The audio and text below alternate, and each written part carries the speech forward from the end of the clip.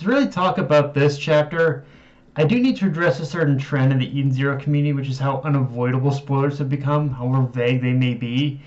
And while I personally try my best to avoid most of the like major spoilers that give away information and whatnot, every once in a while I will see an eye catcher of a Twitter post in regards to the chapter that does make me say, "What the fuck are you talking about?"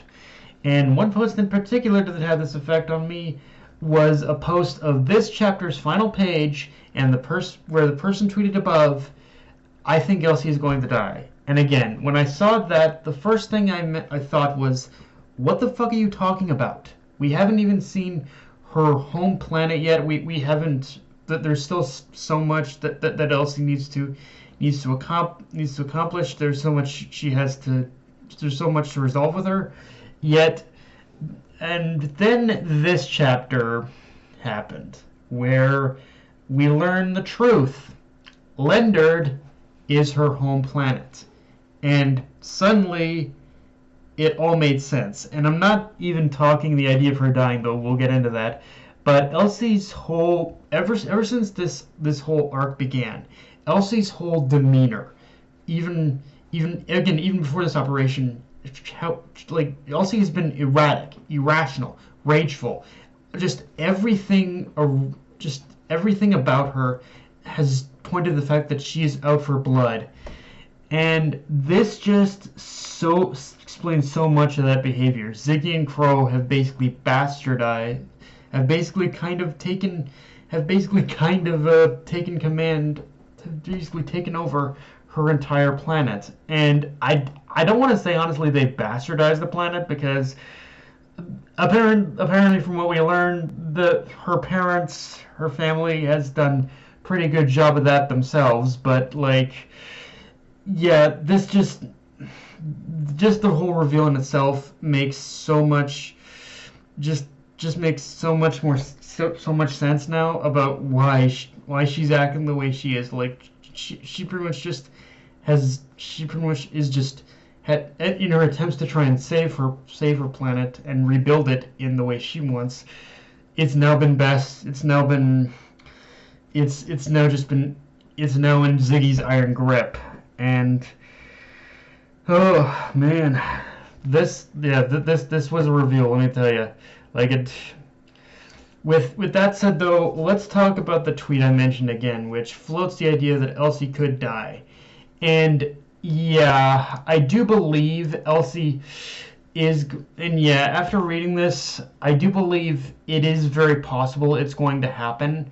But at the same time, I do want to talk about that possibility in itself, because if Elsie is going to die in this arc, then I kind of fear that outcome the most. And part of that comes from the idea that, I'm not gonna say that Majima isn't going to make Elsie's death mean something, or in general matter, by virtue of her past and her history being linked with Justice and Lendard. There's a part of me that worries her death is gonna feel a little bit like a fridging. And anyone who read Western comics knows the term, when a female character is depowered or killed to motivate another character to take action. Now, granted, Majima and just the whole manga industry in itself has proven that they pretty much know how to handle death of characters far better than any modern comic book writer. But it's one of those things where, with Lendard being Elsie's homeworld, it all but confirms to me Justice is going to make an appearance at some point in the story. Make an appearance again at some point.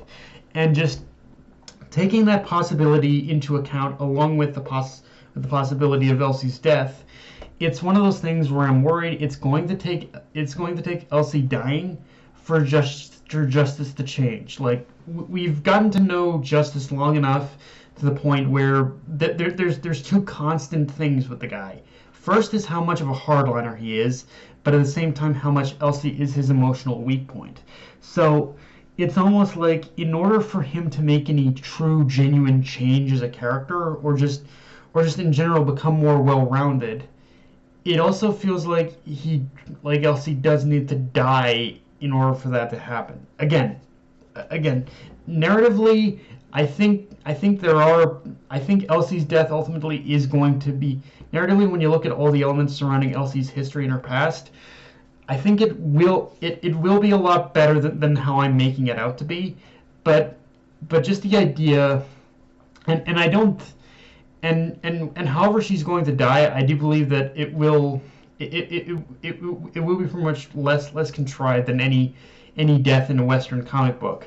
But the problem is I can still see the base concept of how Elsie dying could still go wrong. Like it's weird to say, but if Justice does appear on the planet, it's all about how he's going to handle Justice in this scenario. Like it's less about Elsie and more how he handles Justice, kind of thing. And that is kind of where my concern starts, I guess you could say. Now, let's talk about the exchange between Hermit and Holy, because Hermit reveals, and I quote, "I know what Crow did to you, what he took from you." And obviously we've gotten a lot of inklings that, just like with Elsie and Ziggy, Holy's mission does have an undercurrent of revenge. Like, she's basically out for blood against Crow. Now, I'm probably gonna end up overanalyzing this a bit, but let's dissect these two things for a bit. Obviously, the phrase of what he took from her already in itself implies Crow basically killed family, friends, anyone she was close to, which fits right in along the lines of like his cruelty. But the question is, what exactly did Crow do to her? I mean, that could be just a lead up to the other thing, but just a little back and forth in itself does beg the question of what happened after Crow took everything from her. How the hell did Holy even survive? Like, there's a bit of a missing piece to this story that still doesn't add up here, and Hermit even mentioning you can only conquer past humiliation yourself. Yeah, that in itself definitely seems to imply that, like, I'm not gonna say she pretty much experienced the exact same thing Hermit did, because Hermit had her entire body like dismantled and destroyed from the waist down, and just was traumatized in general. But I think, given the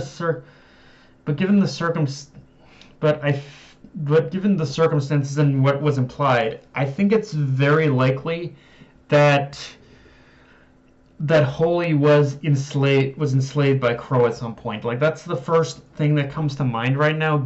And it's one of those things where I really need to look into Holy's past, because Hermit seems to be implying the circumstances of Holy's past have certain similarities to her own. Maybe not directly comparable, but definitely enough similarities where they both experience the cruelty of where one has experienced the cruelty of humanity and the other has experienced the cruelty of machines. Like, in some ways it's weird to say, but Holy and Hermit are kind of two opposite sides of a coin, kind of thing.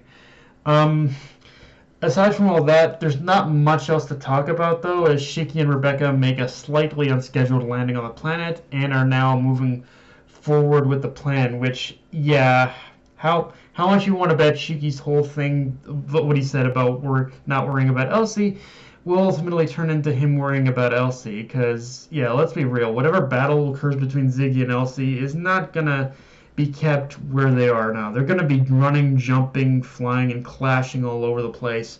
Although it is kind of interesting, like, getting that insight into just ultimately how the Civil War, a little bit more into like the idea of what happened with the Civil War, and just how, like, it was this whole, like, what happened to them was kind of inevitable. What happened to Lendard was kind of inevitable.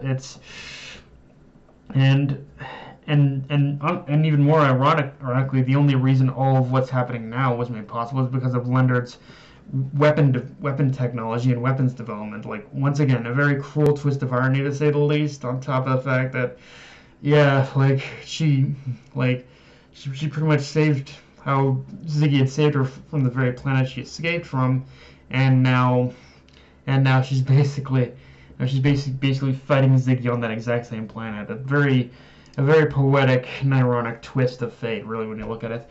But yeah, guys, that's pretty much all I got for this review. If you enjoyed the video, like, comment, subscribe. From on Twitter, Analyst Crunchyroll. Be sure to hit the notification bell, hit the subscribe button, and just share the video around, guys. Dark Knight of the signing off. Later, everyone.